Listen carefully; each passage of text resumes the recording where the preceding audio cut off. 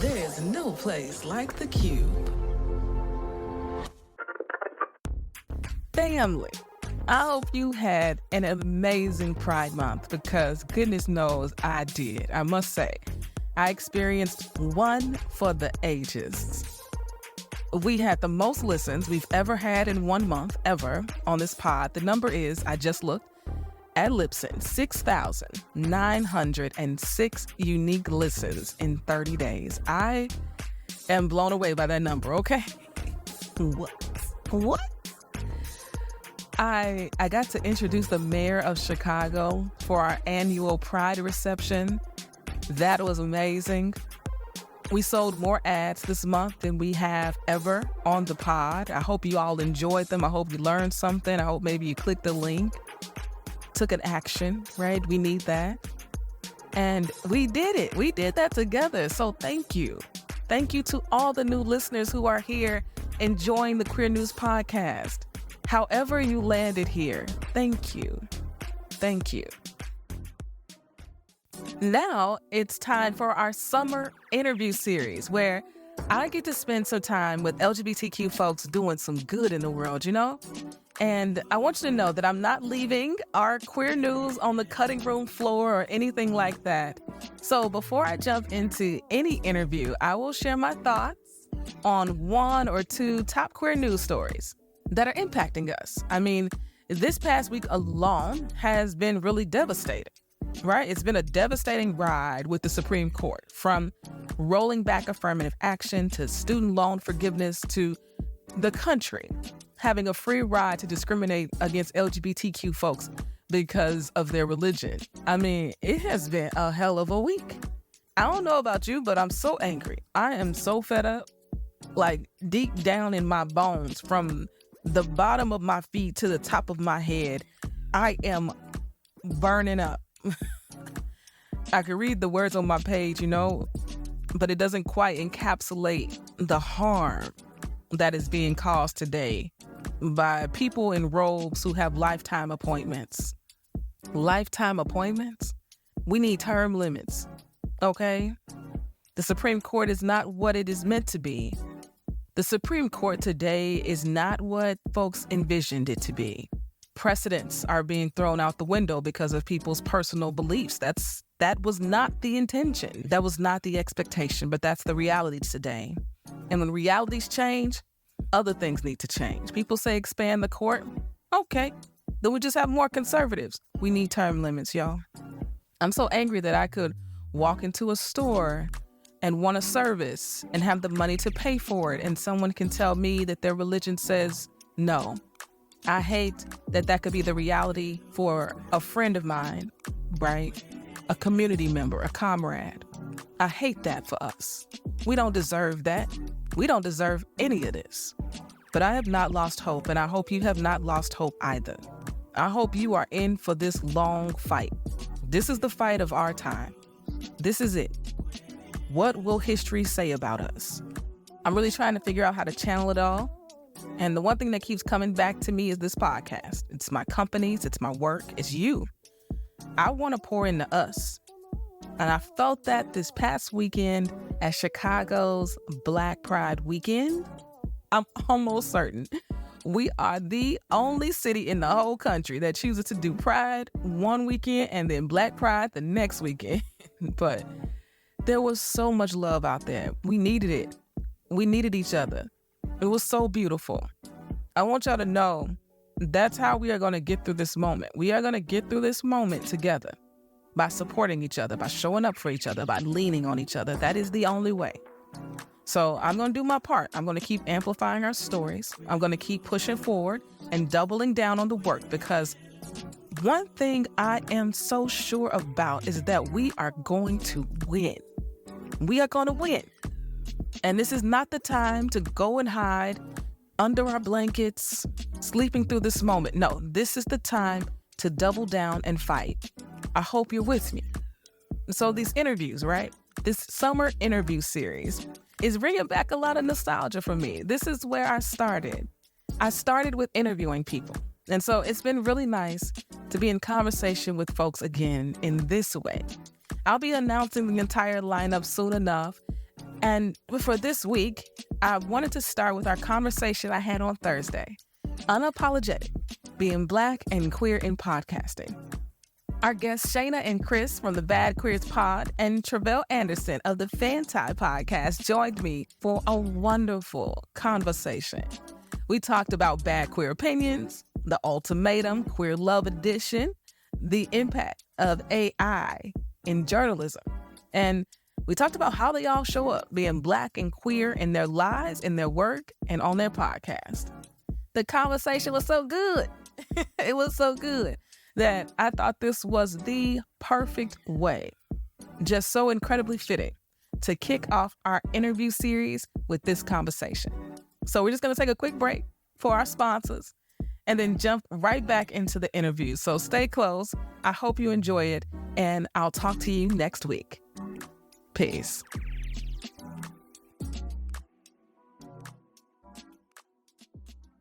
Are you lost in your podcast journey? If so, you found the right podcast. My name is DJ Tracy Treese, and I'm a podcast producer.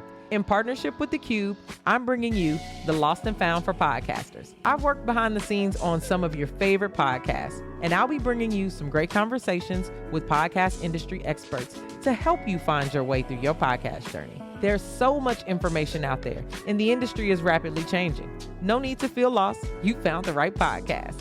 Subscribe to the Lost and Found for podcasters now. Everywhere that you listen to podcasts, if you prefer your podcast in video, click the link in the description to subscribe to this podcast on YouTube. What has 144 players, 12 teams, and one league that you should tap into? If you guessed the WNBA, you already know. If you didn't, we'll get you up to speed real quick. My name is Money, and this is Rebound Revolution, bringing you the revolutionary on and off the court happenings in the W. Join me and a special guest each week as we watch them work. Listen to Rebound Revolution wherever you get your podcasts.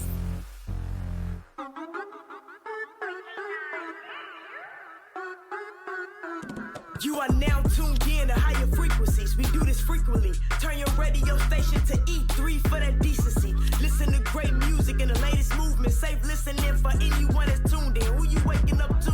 Anna Deshawn, Q Crew and friends. It's that real talk. Online radio with the spins. You caught up in traffic, frustrated. Just check in with E3 to shift your vibrations and get elevated.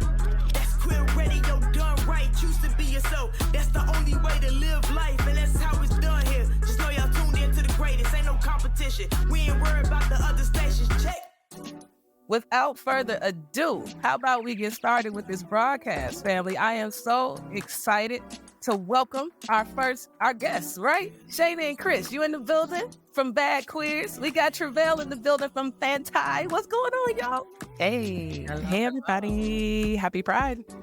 Happy Pride. Y'all all beautiful and brown and golden and shining. Y'all, it looks beautiful. Yeah, cue Jill Scott in the background. It would be great.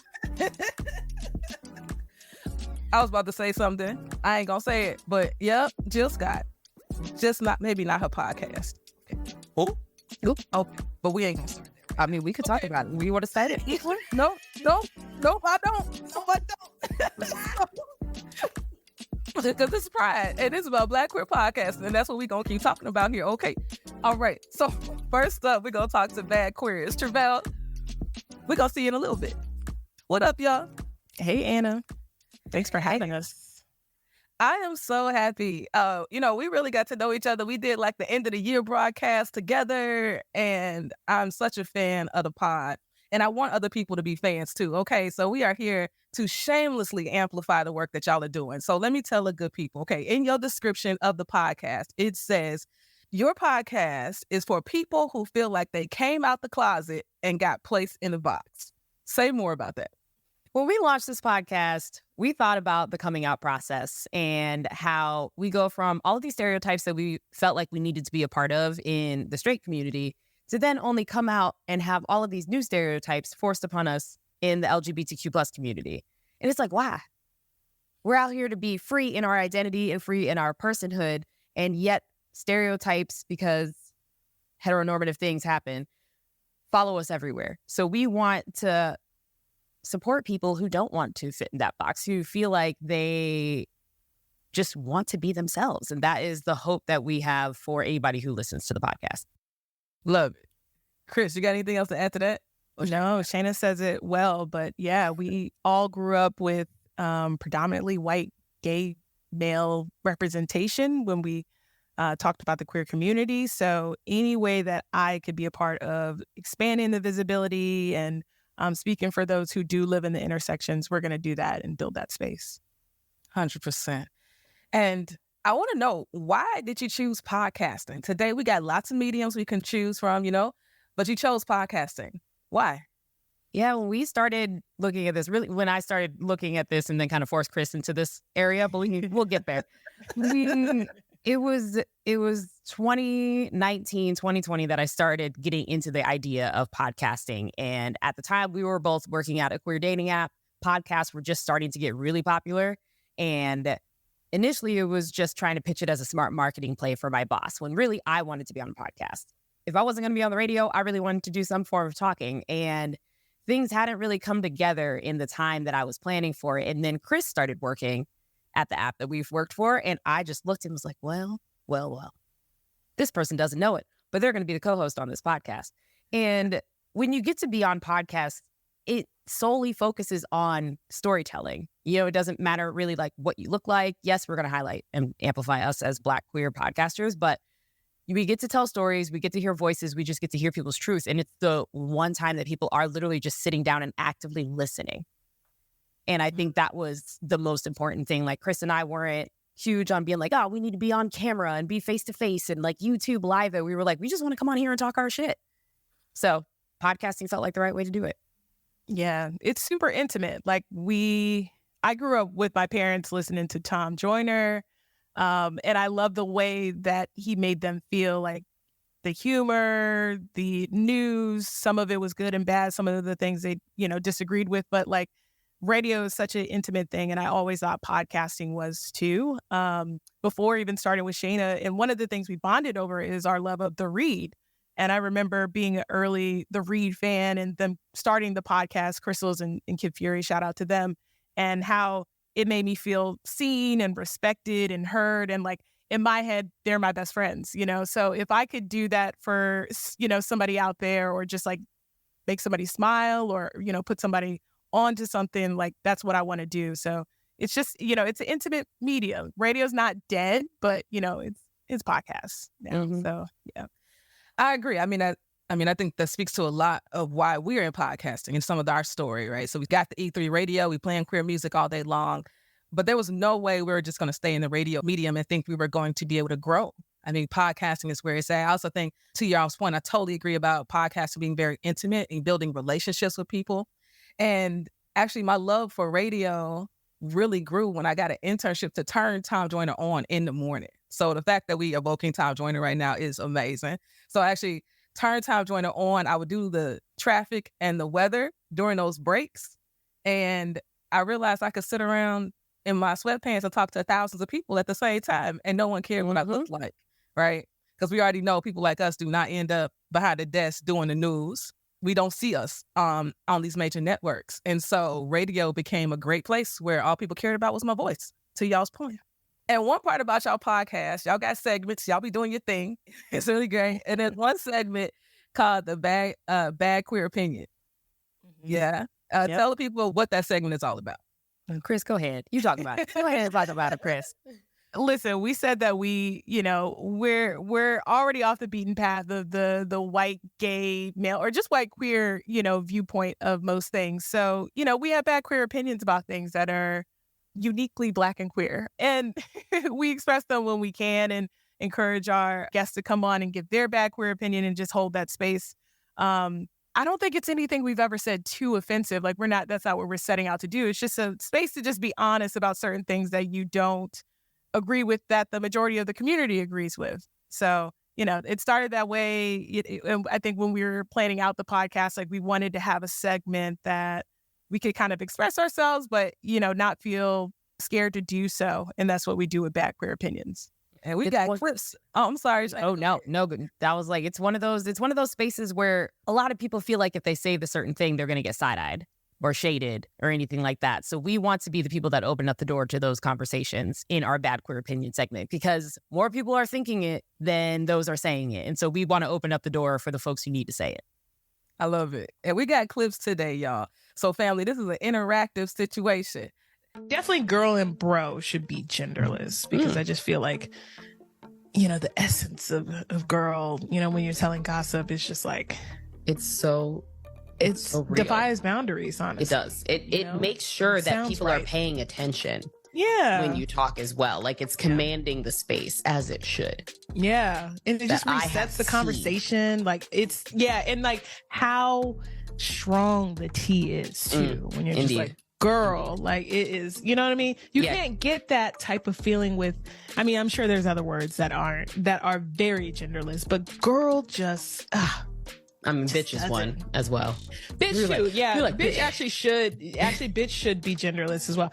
We need to develop a list of genderless words. Yes. So bitch is absolutely on the list. I don't know how weird it is for you all to watch yourself. Always weird. I'm like, how y'all listen to this? But I appreciate y'all doing. I was like, Chris, what you about to talk about? And then I was like, it's a clip. It's a clip. Yeah. 100%. And I saw this Bad Queer Opinion. I was like, oh, that's hilarious, because we do be like, girl, please. And it is pretty genderless in our world. It is. It just is. Like, it just, it takes the story to another level when you're just like, girl, like, it's just varying range. You could even just be like, girl, like, you need it, and bro too. But yeah, we came back with a list of words that they're genderless. Like, let's be honest. So, yeah. Do we know this list off top of our heads, or we got to go back and listen to an episode? Well, bitch was definitely one of them. I was like, yeah, we had bitch, bruh. We said, this is a Black queer podcast show. We were like, nigga. Yeah. Okay. For sure. Like, when you come out here and you just turn around, you're like, nigga. Like, yeah. The energy is there. Yeah. The energy is there. Yeah. I with that energy. We feel that. I see it in the comments. It's happening. There is agreement. Mm-hmm. I love it. Now, on your show, y'all go a wide range. And I tried to cut down the clips, but I have two more, because I just wanted to talk about these two things. You talk about politics, you talk about pop culture, you talk about the things. And most recently, Netflix has the Ultimatum, the Queer Love edition, how messy it was.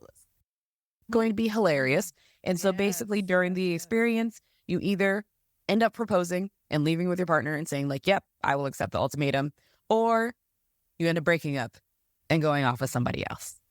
Yeah. So it is going to be messy. It is going to be great. Honestly, this is the type of lesbian culture expose that I have been waiting for. I'm ready for our culture so ready on blast into the world so that they can see, guess what? Gay boys are not the only ones that have mess too. And we deserve to have messy shows and messy experiences like this. For sure. Love is love. Mess is best.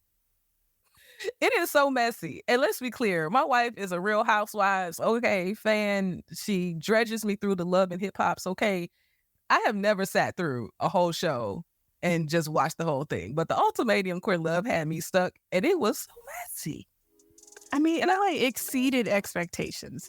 Like, I thought, there's been other shows, queer love shows, reality shows that came out that flopped and weren't great for a variety of reasons. And this wasn't without its issues for sure, but it was well-rounded mess. It was pretty good. I hope everybody else was full.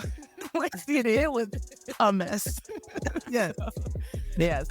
Yes. I wonder if anybody in the chat, let us know. Were y'all watching the Ultimatum? Did y'all get into that? Did you enjoy the mess too? Oftentimes, we don't get the messy side, right? I think then in our community, the boys are seen as the partiers. They're the ones that go out to the clubs and sort of always a mess. And the lesbians, the queer, feminines, women, whatever, are seen as more serious, more committed, you hauling it all the time. But this ultimatum child showed all the truth. Yes. And the range, it gave us range as well, which was something that I really appreciated. But that was the thing when I was talking about how it's a lesbian expose. Everybody does just think oh, they met, they dated, they moved in, and now we got, we're doing household chores together and building tents in the background and living these perfect little angelic lives. And it's absolutely not. Absolutely not. And we need to talk about it, and we need to have that representation. To hear from my straight friends how much they love the show was even better. I was like, my gay guy friends would literally just say, so Xander and Yoli, and we would come running. We would come running to talk about it. And it's like, that's the first thing that we've really been able to have and like unite over on a big platform. Not saying that nothing else like that exists, but like on a big platform like Netflix, to be able to have that feels good. It feels good for the soul. Fam, I'm old enough to remember Tila Tequila on MTV. Okay, it is. We have come a long way. We got a long way to go, but it used to be like queer reality dating shows. Like it used to be rough. And I think you speak to an important part here, and why also I'm so passionate about doing this series every year during Pride. It's because representation is important. All of it, right? And in this case, the messy part of Ultimatum, but a glimpse into how relationships can and do go in our community. But y'all's pod is an amazing example of representation. And you are out here, you wanted to pick up a mic, you had something to say, and y'all are saying it, right? And doing it really well. I enjoy the pod, okay? Thank you. And this next clip, because if y'all listen to Queer News, you know I always lead with the politics. It's something that I'm always trying to stay on top of because it does affect all of our lives. And y'all went there, especially about Florida. And I'm not going to say nothing else because y'all say it all. DeSatan thought that fucking with Disney was a bad idea. You fucking with the Divine Nine? Fuck with the Divine Nine, bitch. Like, bitch. The way that you had the caucasity. Listen. Divine. I don't think he understands. And not one of his where's his cabinet understand. My Divine Nine's name. Listen. Your fucking mouth. Not what you want. It's not what you want. And then it's like the things he, like, why we always say, like, again, if we get past all the bullshit and stuff, like, it's targeting all minority groups. This hits everybody, right? Mm-hmm. But for all of these groups to now have the motivation to put differences aside, we're not going to forget that some of them don't believe in our humanity, but for this, I don't think he understands the miscalculation of this, especially just with the Divine Nine. Like, you don't want to fuck with the Divine Nine. And that's not just Florida's Divine Nine that's going to get in and dig in his ass for this. This is nationwide, well, worldwide, because that's a global organization. That's a global effort. Yeah. So I think he stepped in it and he has no idea like what he stepped in with this. So I'm very interested to see how this goes because I mean, you know, again, these Divine Nine organizations are active globally, but especially in the South and especially in Florida. And again, you're going to have folks from all over that are going to make sure that this doesn't pass. Or if it does, like, you'll see the repercussions very quickly. Like, these are literally a checkbox of all the groups you don't want to fuck with. Yeah. Like so not the thing I would want to fight all at once. Yeah. And what I love about this is because people who tune into your pod are not always expecting a political conversation, but it's so incredibly important to wrap it around how people can receive it. And I think people miss that when it comes to politics sometimes. And what's going on in Florida is so incredibly important. All right, we've gotten in this country, right, over 500 anti-LGBTQ trans bills that have been introduced across legislation across the country. We know Desantis has been the lead on like showing all of his other conspirators how to do it and how to lead a hate and fear mongering campaign to get legislation passed. And I thought that commentary about what's happening and also going up against the Divine Nine and all these other things that are happening was just so incredibly important. Yeah, we always try and lead with news when we get to our kind of category is news and culture section. And I don't know what presently is happening now with that because they could always do things on the slide. But I know that after that, Florida did get pushback from that and kind of backtracked about not affecting those specific organizations. But regardless, like what's happening in Florida is a blueprint for what's happening in other places. They're learning how to craft this legislation and the language around it. And it's, you know, it's in every state. It's in our home state of Virginia. And yeah, we're always going to keep, you know, on top of the news because we have to. Like it's our lives that are at stake. So. in a very real way. And I don't want to pass that point you just said, because our lives are at stake right now. Right. I think after all of that happened, because I think that clip was from March, right? The NAACP issued a travel advisory, right, for Florida. HRC issued their first emergency, like state of emergency for all LGBTQ people across the country because of all the legislation that's happening.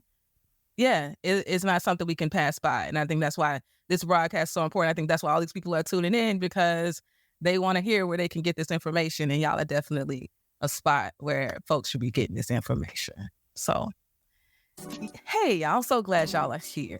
This has been so good. This has been our one-on-one. Having us. Yeah. All right, so y'all gonna come back for Q&A. So everybody that's tuning in, please get your questions ready for Chris and Shayna for our Q&A session with Bad Queers. If there's things you want to know more about them, more about their show, definitely keep them in mind, all right? And now I am excited to welcome up my friend, my boo, Tre'vell Anderson is with us as well. What's going on, Tre'vell? Hello. How are you? I'm wonderful. How are you? I'm making it, child. I'm making it. You busy, okay? You're running for NABJ president. I see the videos, okay?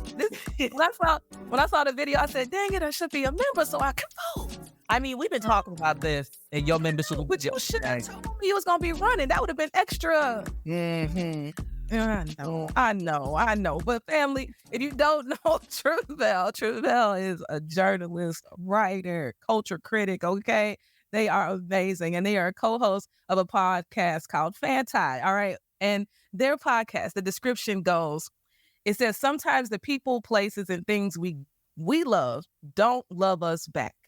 We're fans, but we also have some anti-feelings towards them. Okay, say more about FANTI. Yeah, so this is a show. We've been doing this show for 3 years, 4 years, question mark. And I co-hosted with Jared Hill, who's another Black queer journalist. And the long and short of it was, we just felt like a lot of the cultural conversations at the time lacked a lot of nuance, right? Like we were just like, everybody, just canceling everybody left and right and, doing away with different things. And we were like, oh, a lot of the cultural conversation is just like lacking nuance. It's lacking complexity. And so that's where we kind of came up with the name FANTI. We made it up, from the word fan and the word anti. And one of the example topics, we ended up doing this in our first season, that I often use to describe the show is like Tyler Perry, right? Now, we all know how we feel about Mr. Perry and his works of cultural productions. But if you are someone like me who grew up in Charleston, South Carolina, and your grandmama loved Tyler Perry plays, then you have a very soft spot for Madea, in your heart, in your spirit, right? And you can't just throw Tyler Perry and Madea away because, he has some writing challenges with his scripted content. You know what I mean? And so like we do episodes on people, places, and things like that, just like deserve a little bit more wrestling with than just being, black or white with our responses. And I love the nuance, right? Because in my world, everything is not black and white. Everything is not. There is a lot of gray area and there's a lot of places for discussion. But what we find on Twitter or in these other places are people are just on either side. I was like, wait, this is a way more complex situation here than this. And you mentioned Jared Hill. And I want to know, how did y'all come together on this pod? I mean, both of you all are amazing journalists. And well, at least one of us is. I can't speak for the other one. You know what? He ain't here to defend himself. So I ain't even. No, Jared is great. Jared is, for those who don't know, Jared Hill. If you remember, leading up to, it was a 2016 election, perhaps. Ivana, what's her name? Mm-hmm. Melania Trump was doing a speech at the Republican National Convention, and she plagiarized a portion of Michelle Obama's speech that Michelle had given, a year or so prior. Jared Hill is the journalist who broke that story on Twitter. And so he's a fabulous journalist and wonderful. We came together through NABJ, actually, the National Association of Black Journalists. We were both members of the LA chapter, and I eventually became president of the LA chapter. I had a different vice president who got a job that, caused him to leave LA. And I asked Jarrett, who was a member at the time, to be my vice president. From there, we just developed this friendship, and folks kept saying, oh, you two, y'all got some chemistry. Y'all got a little something going on. Y'all need to record this. Long story short, we kept hearing it so much. We were like, okay, well, maybe we need to look into this. And so we were able to come up with the idea for FANTI. Well, we had a different idea first, but come up with the idea for FANTI. We're on the Maximum Fun Network, which is a worker-owned independent podcast network. And they were a place where I had guested on a number of other people's podcasts, and they were like, oh my God, you're so great. You're amazing. If you ever want to do a show, let me know. And I was like, well, speaking of, I've got an idea. And so the rest is history from there. It is. And I loved it. I'm so glad that came together because I really enjoy your pod. I have friends that tell me about your pod, and I'll be like, you listen to the FANTI? Yeah. I'm like, okay, I see you. Oh, now I got some video clips from FANTI as well, and I think they're wonderful conversation pieces. So the first one I want to dive into is the conversation y'all recently had around AI, because in media, this is a thing that is happening in our world. And so let's play this quick clip around what you all had to say about artificial intelligence. Think about, all of the what is it, what they call them, the deep fake stuff. You can have artificial intelligence art, right? Like AI art. You can do AI music, right?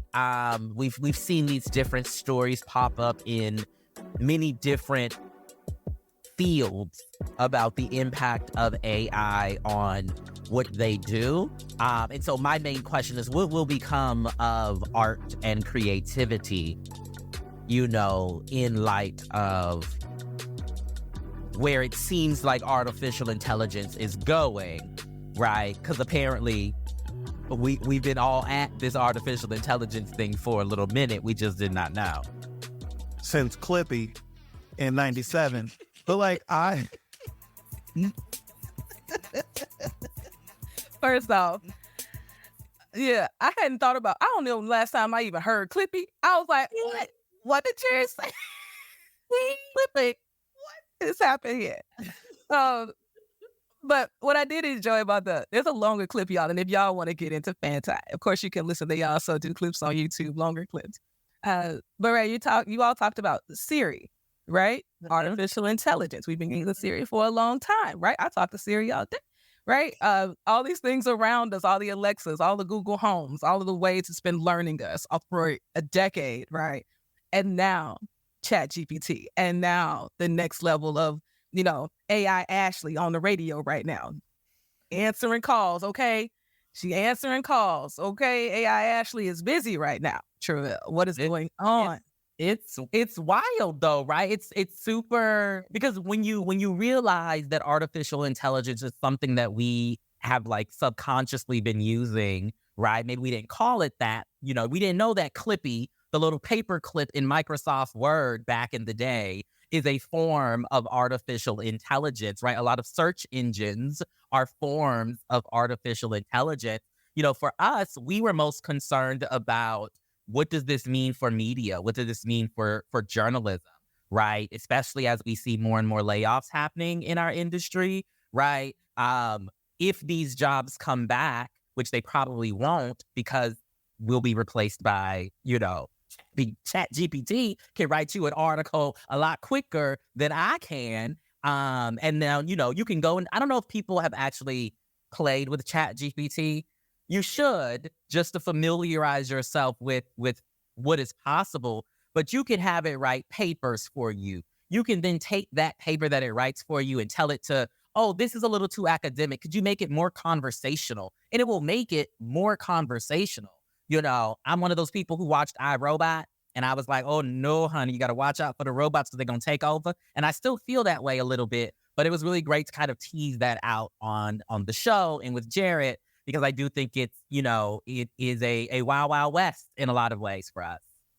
It is right now, right? I mean, media and journalism, it's pretty scary to think about how AI is going to take folks' jobs and the fact that those jobs probably won't come back. And now what we know AI can't do is have feelings, right? Bring the humanity to a story, right? We know that AI is currently scrubbing sites, media and journalism sites, not crediting people for their work, right? There's like a lot of things that are ethically wrong with AI right now. But then there's also a lot of amazing things that can really be helpful. Absolutely. All at the same time. So I think we're all following what the next phase of AI will be. Will the government intervene in some of the same ways they intervened with LimeWire and music? When I was in college, child. Oh, wow. What a throwback. I was busy, okay? We don't need to talk about no more about that, but I was busy doing some things. No, family, if you don't know Tre'vell, that's all right. You know them now. And they are an author now. They're author. They have a wonderful book called We See Each Other. And I did an interview with Tre'vell about this book. It's an opportunity for you to get to know them, but also the television and film that has impacted their life. So wonderful addition to the canon that we all need to read.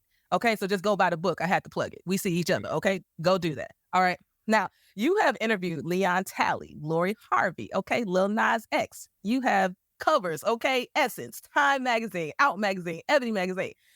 But what I really want to know about Tre'vell are those Janelle Monáe parties, okay?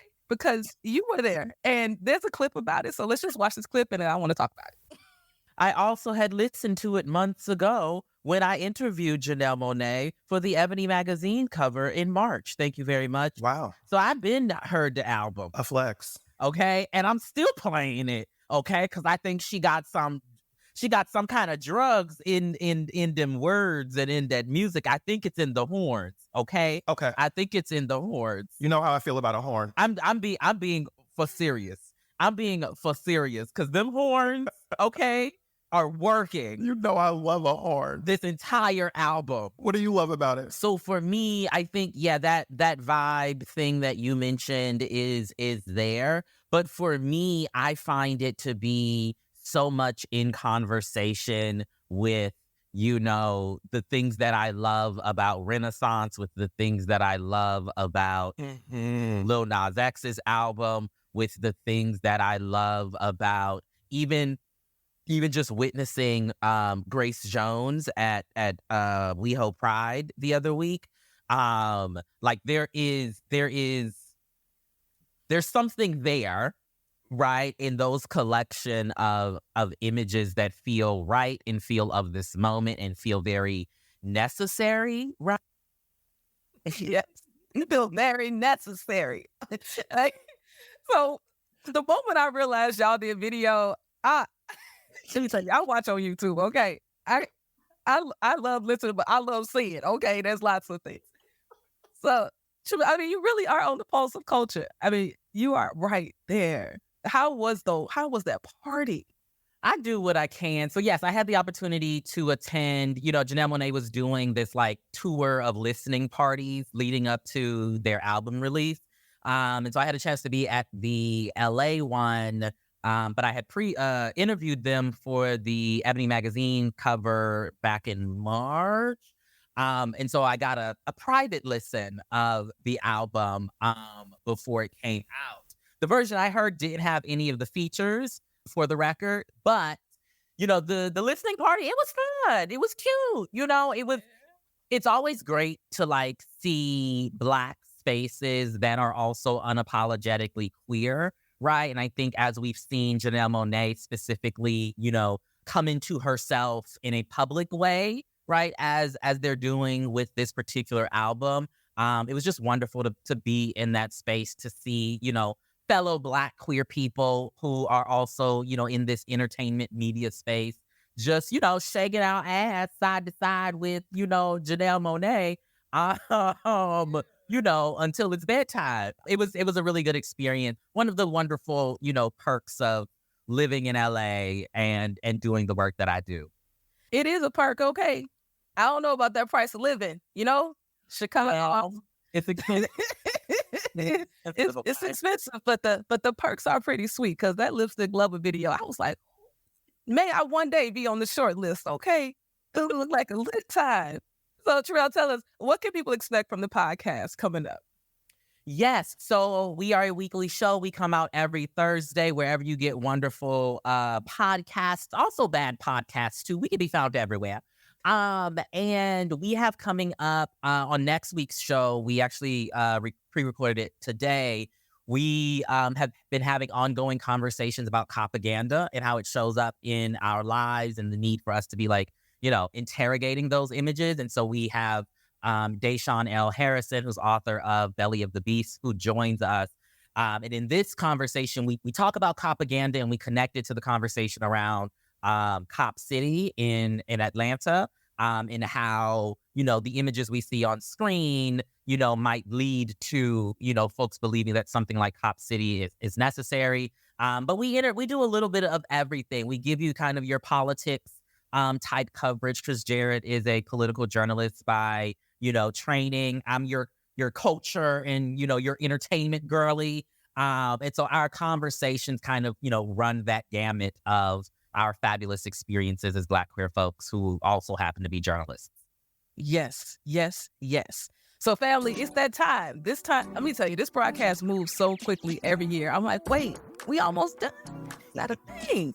How is that a thing? So Elsie, if you could bring Shayna and Chris back to the stage with us for Q&A. Family, please type your questions. I already got questions, so don't worry. But we would love to have your questions during this Q&A period while we have these amazing creatives here. So if you got podcasting questions about being Black and queer podcasting, I don't know, anything about anything, put it in the chat. Elsie is on the case. Shayna and Chris, I didn't ask y'all that question and I meant to. So what can people expect from y'all's podcast coming up?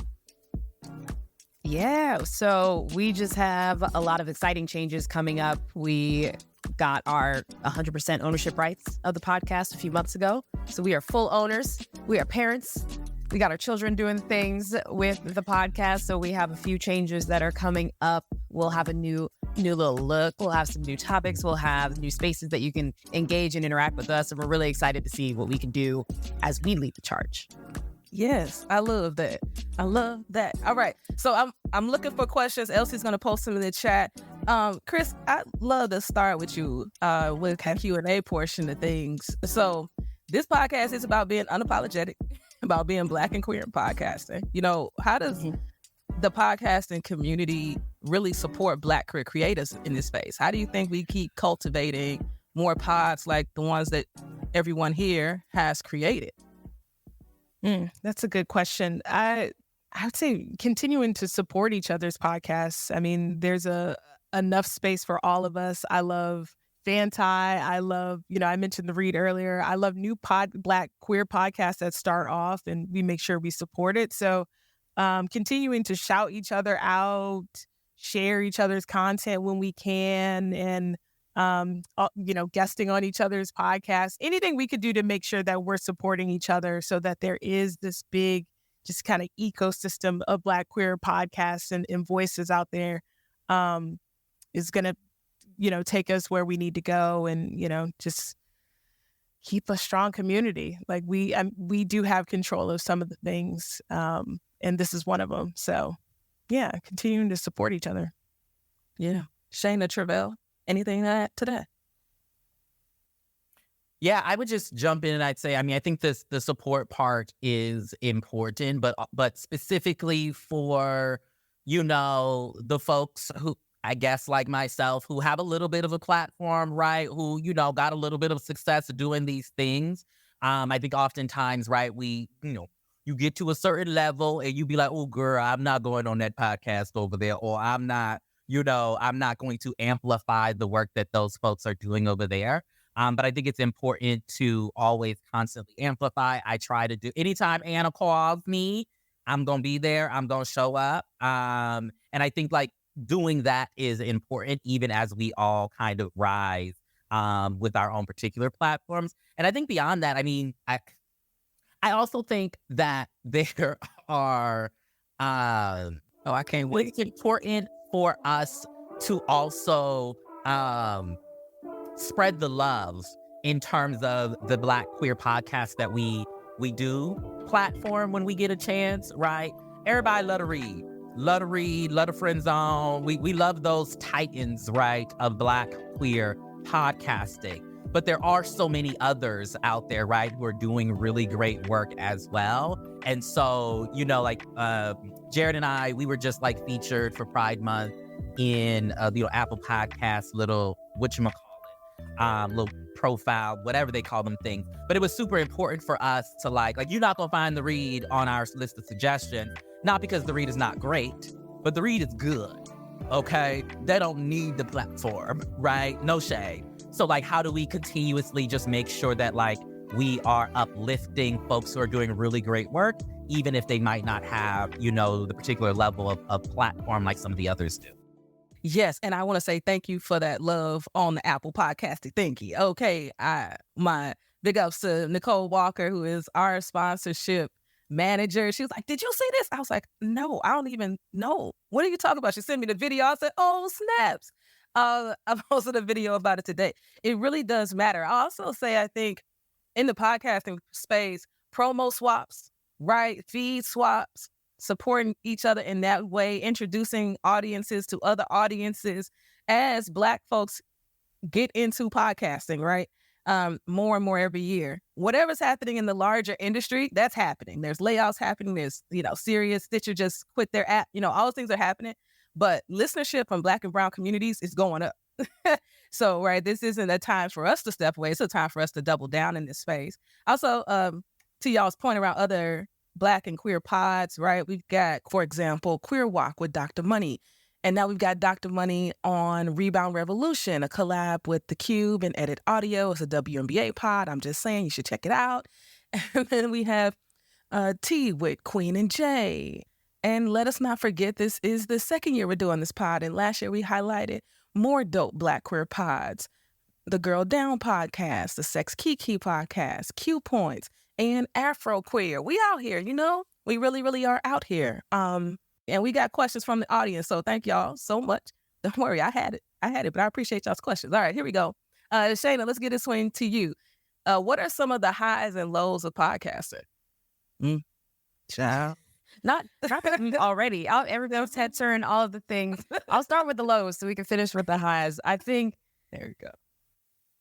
Time is not on our hands, and we have to make sure that it works. I think a lot of us who are doing things with podcasting are also doing 50 other things.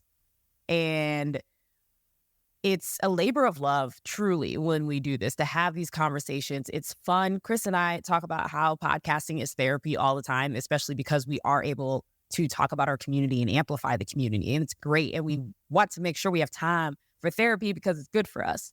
And there is so much that happens behind the scenes, from the editing to the social media to the posting. It's a job. It truly is a job. It truly is work.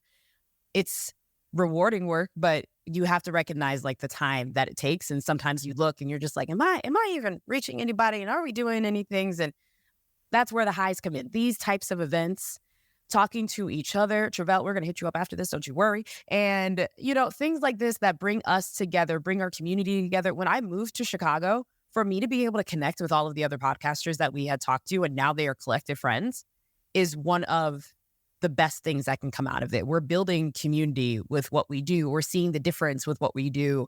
We're highlighting stories that don't get highlighted on everyday media or major media sources, or portray us in the worst way. And we're making sure to reclaim and take back our narrative. And that's a really empowering, fun, motivating thing to be able to do that as ourselves.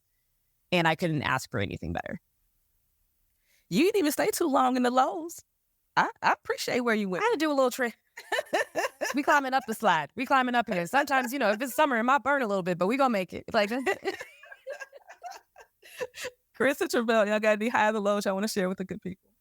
Yeah, I mean, I'll start with the lows too. I think we are a show that we are blessed to be. We're on a small network, but a network nonetheless, right? So we have a producer who, you know, helps and handles the editing and the engineering, and all of that. Praise the Lord, because my God, today. But, you know, to Shayna's point, like, so many podcasters, right? The podcast is not the day job, right? The podcast is that extra thing. And so having to do your 9 to 5 and then do your podcast, my God, today. And so like, I think of that. I also think of, to be quite honest, just like the money side of this work. Like, you know, even with whatever marginal success that we have with FANTI, baby, the coins ain't rolling in. The advertisers ain't rolling in like you might think they are, right? And so like that is a low. And I would say on the high side of things is like, despite all of that, right, it is the building of community. It is the types of conversations that we've been able to have that are deeply important to me.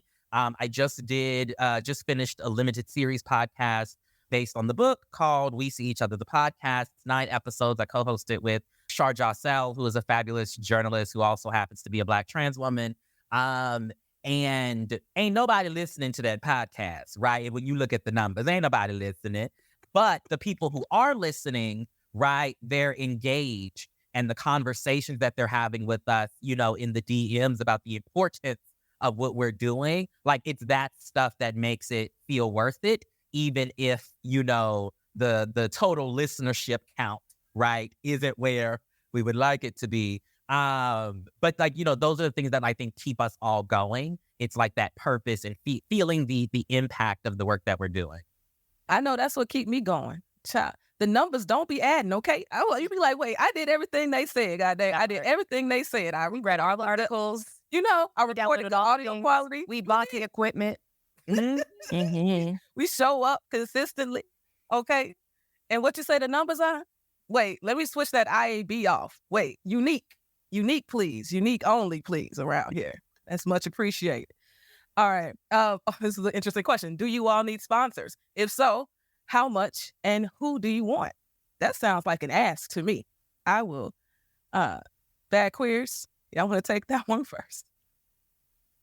Now that y'all, Well, we do have a deck that we could share with rates and prices. And one of the things we did not mention that's obviously always good for support is money. So yeah, we can share that information offline. I'm here for it. Yes, we all need sponsors, people to buy ads, right? I know for me with Queer News, I try to be very thoughtful about the number of ads I include in the pod because I don't want it to be full of ads, but also understanding that is how media pays for itself. If you're watching something that ain't got no ads, somebody paid for there not to be ads or for there to be that one ad, okay, at a premium rate. This is how we survive. So if you are listening to a podcast that you really love, my advice to you is don't skip the ads.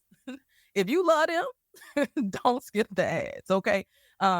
It's helping to supplement income. Can I add something on that real quick? Yeah. Not only don't skip the ads, but if you happen to be somebody who has, you know, a little extra couple dollars or whatever, like, engage with the ad, right? Like, if we give you a code for something, right, you have a couple extra dollars, go actually buy it, right? Because then what that says to the advertiser, right, is that them paying to have that ad on this specific show is something that they should keep doing, right? And so it helps build, you know, this sort of ongoing revenue opportunity for the podcast.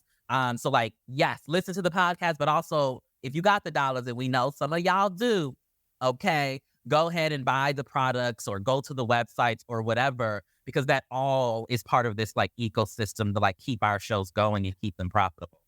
Period. That is the message, okay? As I drop a code today, if you're in Chicago, you need to go to Lincoln Park tonight. Queer News, okay? 20% off. Very good. Much appreciated. All right, y'all. It's amazing. This hour is almost up. We got 2 more minutes before I'm going to close this thing out. So I would love for you all to share how people can listen, how people can follow. If you've got somewhere that they can financially support, let's share all that information right now so that they don't leave here wondering how they can find you. So Bad Queers, y'all up first. All right. Well, you can find and follow us anywhere that you listen to your podcast. Just look up Bad Queers Podcast. You'll see the yellow background. It is us. And same thing on social media. We are at Bad Queers Pod on all social media platforms. I was like, we do have a PayPal. We're going to get some other platforms that you can do. But anytime you ever want to fund us, just hit us in our DMs. It's a good time. But follow us in any of those places. Please listen. Please support. And thank you. Thank you for tuning in to this broadcast with all of us as well. Tre'vell. Yes. So you can check out the show at fantipodcast.com. Like I said, we've been doing it for 3 or 4 years or something like that. We started like a month before the pandemic. And so that was interesting. Same. Beyond that, we are at FANTI Podcast on all of the socials, including the TikTok machine. And if you would like to become, I mentioned that we are part of Maximum Fund, which is a worker-owned co-op network. The way we get paid at FANTI is through membership subscriptions. And so if you would like to become a financially contributing member of the FANTI fam, you can do that at MaximumFund.org/join. Praise the Lord. And we would be so grateful. I love how you so church. Okay. I'm sorry. I can't either. I can't help it either. That's why we get along so well. Trish, Shayna, Tre'vell, thank you so much for joining me tonight. Everybody in the audience, please thank them for giving up their time and their energy tonight to share why being unapologetically Black and queer podcasting is what they chose to do. And we love y'all for it. So thank you so much. And we love you for bringing us onto this. So thank you. Shout out to Anna Deshawn. Shout out to Elsie for making sure that this all ran smoothly. But we appreciate y'all for bringing us in. Yeah, thank y'all so much. And buy Tre'vell's book, y'all. Yes, bye. Black trans journey through TV and film, wherever you get good, fabulous, wonderful books and bad ones too. Thank you so much. You better have it on the ready. Yes, go get the book. Okay. Thank y'all so much. All right, y'all. Now, family, here's the deal. We do this broadcast once a year. Saw somebody ask, when is the next one? Don't know. Maybe we can get someone to sponsor this, right? And we can do this more regularly. I do love having these conversations. I am passionate about amplifying Black and brown and queer folks of color voices here in the podcasting space. And what's really exciting right now, too, is that the business, right? The company that I am building called the Qube, right? We are ready to go live, y'all. We've been in beta for the last 6 months. And I'm excited to share it with y'all tonight. So, Elsie, you got me? Yes. So, family, right now, today, you can go visit the Qube.app, all right? And you can begin discovering the very best BIPOC and QTPOC podcasts, all right? So, I'm just going to start scrolling just so you can see some of our catalog, all right? We have curated all of these podcasts, literally 2 people listened to them. They rated them based upon audio quality, right? Co-hosts, vibes and connections, quality, consistency, all the things we care about when it comes to podcasting and audio production. We have accepted over 94 podcasts into this platform, podcasts that I know you can't find nowhere else because these other platforms weren't built to support it. And I am so excited for y'all to begin discovering these pods. And you can actually not only find them here, you can listen too. When you click on a piece of artwork, you can go and sign up and join the Qube and listen to these podcasts from inside the Qube, all right? Another exciting thing that's happening right now is that we are going on tour. We are going on tour. We are taking our podcast to the people. We create our own Qube originals here, right? We're cute. Yeah, we're ready. You ready? All the things. You can go get your tickets today. We're going to start off in Brooklyn, New York with the Black Podcast Association Summer Social. Use our code Qube 2023 for a major discount on your ticket. We are going to have an amazing time. We're going from Brooklyn to Manhattan to the DMV in Silver Spring. We're going to head out to Denver. Then we're going to go to Minneapolis, all right, Atlanta, and we're going to end in Baltimore, Maryland. Here's the deal. If we get some sponsorship, if we get sponsors, we will head to California. I want to hit LA. I want to hit San Diego. And I want to hit Oakland, okay? But we need sponsors to get that done. But I want y'all to know today, starting now, right? You can go to the Qube, create you an account, begin discovering these amazing podcasts. If you have a podcast that you want to have as part of the Qube, you can submit that for curation. We're going to start the curation process back up here in a couple of months, and I'm really, really excited about that. Come on tour. We're going to have a good time out here, okay? So family, thank you again for tuning in tonight. Elsie, I want to say thank you again for running this whole show.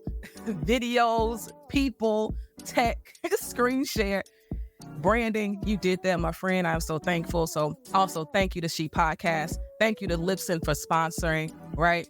And I hope that y'all enjoyed this. I hope you found some more podcasts for you to dig into. And that's it. That's all. So now, if there was somebody who didn't watch this live, go share this across your socials. Tell everybody how good this was and how wonderful of a time you had. All right. Now, let me check my notes real quick. Make sure I ain't forget nothing. I don't think I did. So family, have a good night. Be safe out here. And I'll see y'all soon. Laters.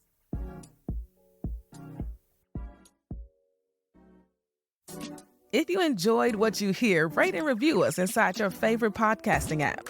This podcast is a production of E3 Radio, your #1 queer radio station playing queer music and reporting on queer news in high rotation.